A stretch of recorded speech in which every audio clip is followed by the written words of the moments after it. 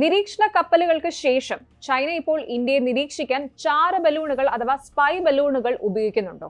ഉണ്ടെന്നാണ് മനസ്സിലാകുന്നത്. ചൈനയുടെ നിരീക്ഷണ വിദ്യകൾ എന്നും ലോകത്തിന് ചർച്ചാ വിഷയവുമാണ്. US ആകാശത്ത് കണ്ടെത്തിയ ചൈനയുടെ ബലൂൺ വെടിവെച്ചിട്ടതിനെ തുടർന്നുള്ള വിവാദങ്ങൾക്ക് പിന്നാലെ ഇന്ത്യയിലും പതിച്ചിരിക്കുകയാണ് ചൈനയുടെ ചാരക്കണ്ണുകൾ. സംഭവം കുറച്ചു മാസങ്ങൾക്ക് മുൻപായിരുന്നു. 15 കിലോമീറ്ററിലധികം ഉയരത്തിൽ പറന്നുകൊണ്ടിരുന്ന പേലോഡ് വഹിച്ചുകൊണ്ടുള്ള ചൈനീസ് ചാര ബലൂൺ അഥവാ സ്പൈ ബലൂൺ കിഴക്കൻ വ്യോമസേന കമാൻഡിന്റെ ഉത്തരവാദിത്ത മേഖലയ്ക്ക് കീഴിൽ ഇന്ത്യൻ വ്യോമസേന റഫേൽ യുദ്ധവിമാനം ഉപയോഗിച്ച് വെടിവെച്ചു വീഴ്ത്തി. ഇന്ത്യയുടെ ബാലിസ്റ്റിക് മിസൈൽ വിക്ഷേപണങ്ങൾ ട്രാക്ക് ചെയ്യുന്നതിനും നാവിഗേഷൻ, അന്തർവാഹിനി പ്രവർത്തനങ്ങളുമായി ബന്ധപ്പെട്ട സമുദ്ര ശാസ്ത്രപരവും മറ്റ് നിർണായക ഡാറ്റയും മാപ്പ് ചെയ്യുന്നതിനും ബെയ്ജിംഗ് ബംഗാൾ ഉൾക്കടലിലും ദക്ഷിണേന്ത്യൻ മഹാസമുദ്രത്തിലും അതിന്റെ ചാര കപ്പലുകൾ പതിവായി വിന്യസിക്കാറുണ്ടായിരുന്നു. അതിനിടയിലാണ് ഈ ബലൂൺ പ്രയോഗം. ഇനി ചാര ബലൂണുകൾ സൂക്ഷ്മമായി പരിശോധിക്കുമ്പോൾ നിരീക്ഷണ വിദ്യകളുടെ ഉസ്താദ് എന്ന് പറയാവുന്ന ചൈനയുടെ ചാര ബലൂണുകൾ 5 ഭൂഖണ്ഡങ്ങളിലായി കണ്ടെത്തിയതായി നിരവധി റിപ്പോർട്ടുകളുണ്ട്. ഇവയെല്ലാം തന്നെ നിരീക്ഷണ പ്രവർത്തനങ്ങൾ നടത്താനായി വികസിപ്പിച്ചെടുത്തതാണെന്നും മറ്റു രാജ്യങ്ങളുടെ പരമാധികാരത്തിലേക്കുള്ള കടന്നുകയറ്റമാണെന്നും സൂചനകളുണ്ട്.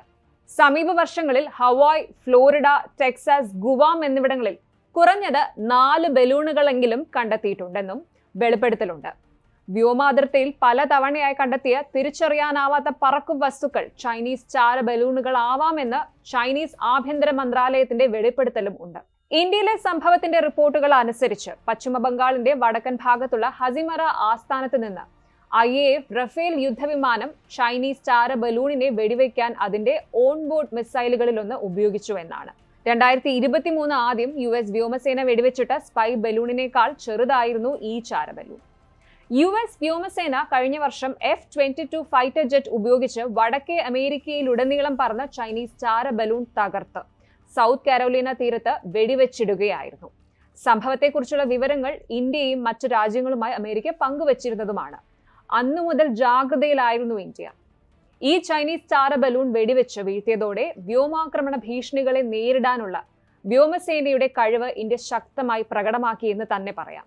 നിരീക്ഷണ ബലൂണുകളോട് വേഗത്തിലും അതുപോലെ ഫലപ്രദമായും പ്രതികരിക്കാൻ ലക്ഷ്യമിട്ട് ഭാവിയിൽ സമാനമായ ഏതെങ്കിലും തരത്തിലുള്ള വ്യോമാക്രമണ ഭീഷണികൾ നേരിടാൻ വ്യോമസേന സ്റ്റാൻഡേർഡ് ഓപ്പറേറ്റിംഗ് നടപടിക്രമങ്ങൾ വികസിപ്പിക്കുന്നുമുണ്ട്. ഈ സംവിധാനത്തോടുള്ള വിശ്വാസ്യതയും വർദ്ധിപ്പിച്ച നീക്കമായിരുന്നു ഇത്. ഇനി ഇങ്ങനെയുള്ള നീക്കങ്ങൾ ഇതാദ്യമായിട്ടല്ല. ബംഗാൾ ഉൾക്കടലിലെ ആൻഡമാൻ നിക്കോബാർ ദ്വീപുകളിൽ സമാനമായ ഉയർന്ന മറ്റൊരു ബലൂൺ പോലെയുള്ള വസ്തു കാണപ്പെട്ടു. പക്ഷെ അതിനെ തകർത്തില്ല.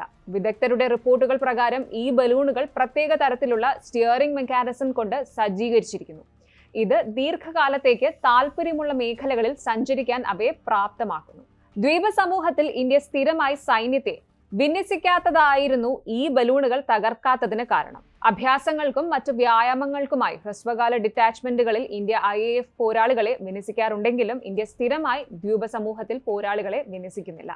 നടപടികളൊന്നും സ്വീകരിച്ചില്ലെങ്കിലും 3-4 ദിവസം നിരീക്ഷിച്ചതിന് ശേഷം ഒടുവിൽ ബലൂൺ ഒഴുകി പോവുകയായിരുന്നു.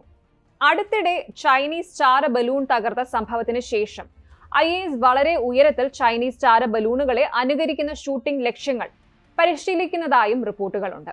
ഇത്തരം സാഹചര്യങ്ങൾ കൈകാര്യം ചെയ്യുന്നതിനായി IAF TTPകൾ അതായത് ടാക്ടിക്സ്, ടെക്നിക്സ് ആൻഡ് പ്രൊസീജിയേഴ്സ് അഥവാ തന്ത്രങ്ങൾ, സാങ്കേതികതകൾ, നടപടിക്രമങ്ങൾ രൂപപ്പെടുത്തിയിട്ടുണ്ട്. വ്യത്യസ്ത ഫ്ലൈറ്റ് എൻവലപ്പുകളിൽ അത്തരം സാഹചര്യങ്ങളിൽ ഇടപെടാനുള്ള പരിശീലനമാണിത്. എന്തായാലും രാജ്യങ്ങളുടെ രഹസ്യം ചോർത്താൻ ചൈനീസ് ചാര ബലൂണുകൾ ലോകം ചുറ്റുകയാണെന്ന് US ഉൾപ്പെടെ പറയുന്ന വാദത്തെ ബലപ്പെടുത്തുന്നതായിരുന്നു സംഭവ വികാസങ്ങൾ. ചൈനയുടെ കുതന്ത്രങ്ങൾ ഓരോന്നും സൂക്ഷ്മമായി നിരീക്ഷിക്കുകയാണ് ലോകരാഷ്ട്രങ്ങളും.